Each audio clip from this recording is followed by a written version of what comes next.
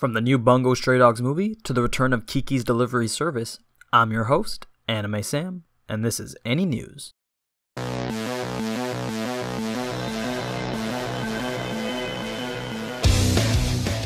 What's up guys, and welcome back to another episode of AniNews. I've got quite a few previews for the show today, so let's just get right into the first one, which is for the upcoming Bungou Stray Dogs movie, Dead Apple. Although no specific details have been released, it is expected that it will be a compilation film of the first two seasons, with a bit more emphasis on the two main rivalries. Next up, the third preview for Fate Apocrypha was released, but since I featured it in my last news episode, I won't mention the plot again. But I feel that there is less hype than there should be for this show. Like, most Fate series are pretty popular, so I'm pretty surprised that not as many people are talking about it. Anyway, if you want to watch the full preview, the link is in the description, along with everything else that I talk about today.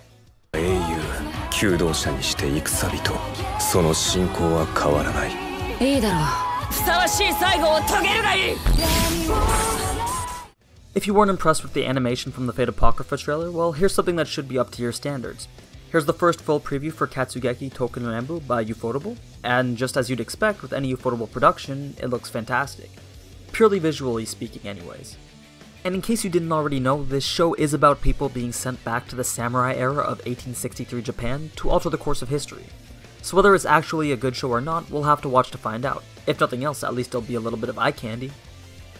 For more trailers from the upcoming summer season, I've got Isekai Shokudo and Natsuzo Trap. I've mentioned them both in past videos, so nothing too new here, but if you want to see a bit more from both, then check out the full trailers.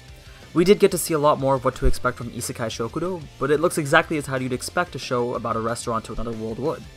And Natsuzo Trap was pretty similar to the first trailer we saw, so nothing too new there. I probably won't be watching either of these unless they come back with good reviews after the first few episodes.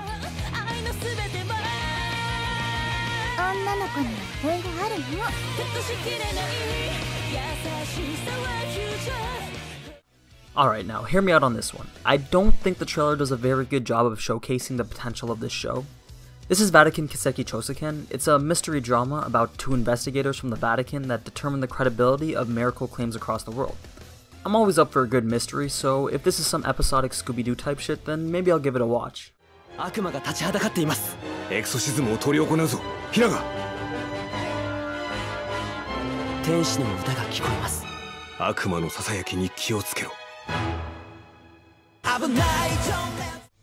And the final trailer that I've got for today is for Koppeki Danshi Aoyama-kun.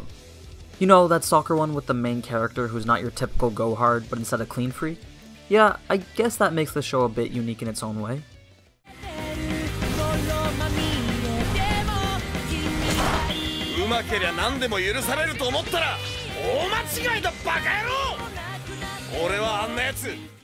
Now moving on to the announcements, although not anime related, the Berserk manga is going on hiatus until the winter.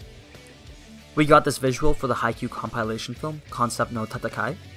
Unless you've been living under a rock this past week, Attack on Titan Season 3 did get announced and it's expected to air next year instead of in 4, so that's something to be pretty excited about.